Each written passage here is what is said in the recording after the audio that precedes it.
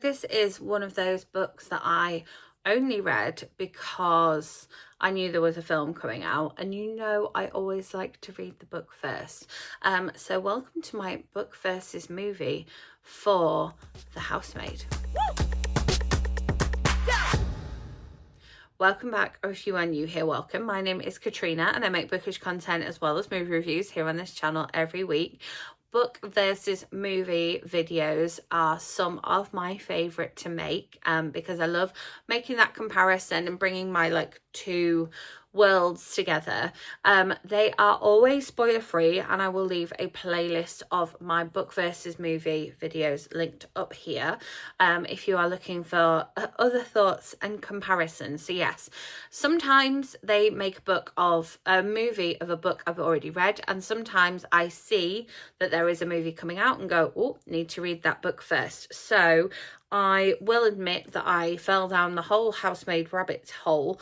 I only read the first book before watching the film, but then after watching the film, I then listened to the next book, the novella between books 2 and 3, and the third book. I really enjoyed book 2, enjoyed the novella. Third book was a real letdown, so I hope they don't incorporate that into a movie, or if they do, I hope it's better than the book, because I found the third book really boring.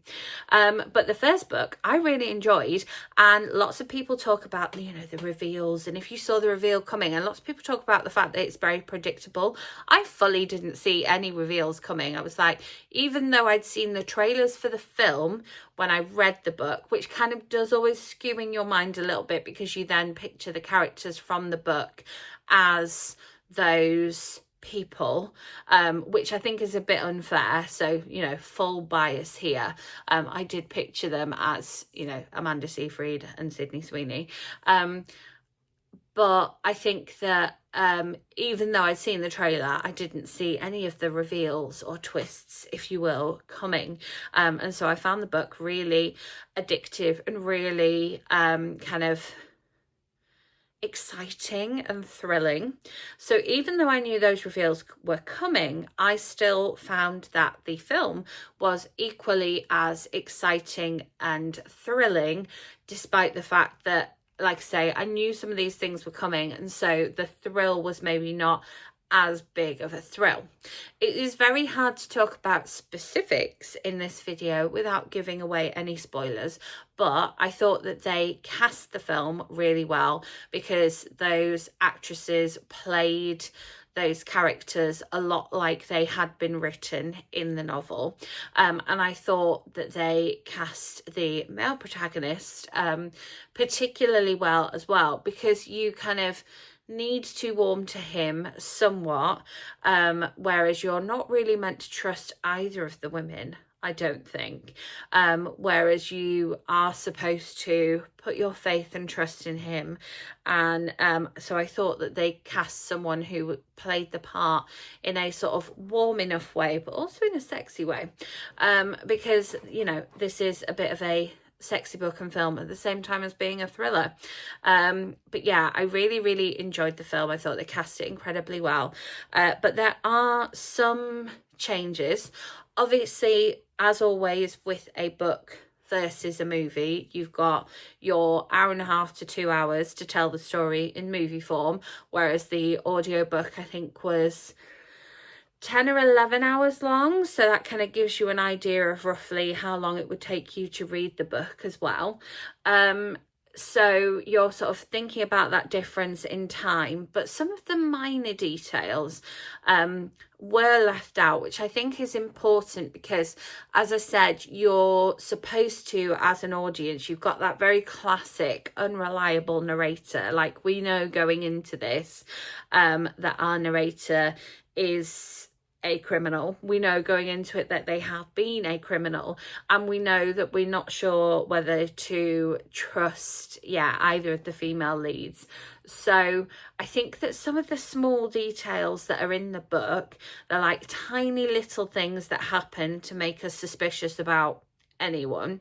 Again, no spoilers, being very careful here. Some of them were missing from the film, and then some of them were altered for the film as well. So like little things that would happen with, say, cleaning or childcare for the Housemaid, that made us suspicious of one character or the other might be slightly altered as opposed to left out, so those details might be changed. I did think, now I don't know if this was like a directorial choice or the way that Sydney Sweeney played the character, but I did think that she was portrayed as slightly like sexier and more glamorous in the movie. Whether that's just the Hollywoodification of the whole thing, or like say a directorial choice, or just because of the actress that they cast, I thought that she was sort of slightly more provocative in her manner and her dress and her movements than she would have been in the book, so that felt like a difference for me. And then the ending, again, not spoilery, but the ending, the sort of final, not the entirety of the third act, but like the crescendo of the third act, if you will, the like big, we're building to a peak here, was altered quite significantly as to the details of what happened. I'm being very good at not spoiling anything here. So the things that happened to achieve the outcome, which is, you know, the same in the book and the film, the outcome was the same, but the details of how that came about and how we got there, the road it took you down, the details were changed to be something completely different. Because the outcome was the same, you know, it's a thriller, we know it's going to be a bit of a, you know, a violent thing that's going to happen, but the details were altered as to how the violence occurred and what exactly that was. And I thought that was really interesting because I thought that it was really well written in the book, but then there was obviously, when they adapted the novel to the screenplay, there was obviously a conversation around what would work better on screen versus, you know, what had worked better to build the tension in the reader's mind, which I would love to be like a part of those discussions and like hear what goes down, whether you've got the author of the book as part of the script writing team or not. I think that would be really, really interesting, like how heavily involved were they in that screenplay. I mean, for the case of Hamnet, obviously Maggie O'Farrell basically wrote the script, but for The Housemaid, there was obviously a decision made there as to how they were going to change it. But overall, apart from that detail there and some of the minor things that were in the book to drip feed mistrust into the reader that were left out for obvious timing reasons in the film really does stick quite closely to the book itself. In terms of which I prefer, the book or the movie, I think I took more thrill and enjoyment out of the book. However, I'm not excluding myself from watching the film again, whereas I don't think I would reread the book again because I just don't think it would have the same impact.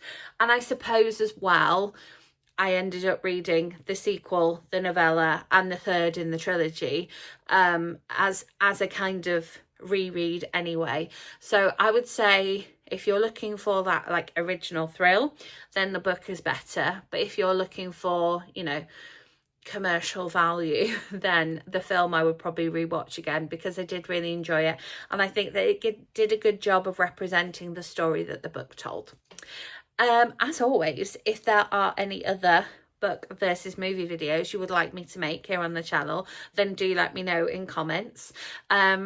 Make sure you subscribe and hit that notification bell because I do have more bookish and movie content coming your way very soon, including my Q1 wrap up and my Oscars predictions videos. So loads more film reviews coming your way as well. If you enjoyed this video, give it a thumbs up and I will see you with my next one. Thanks for watching.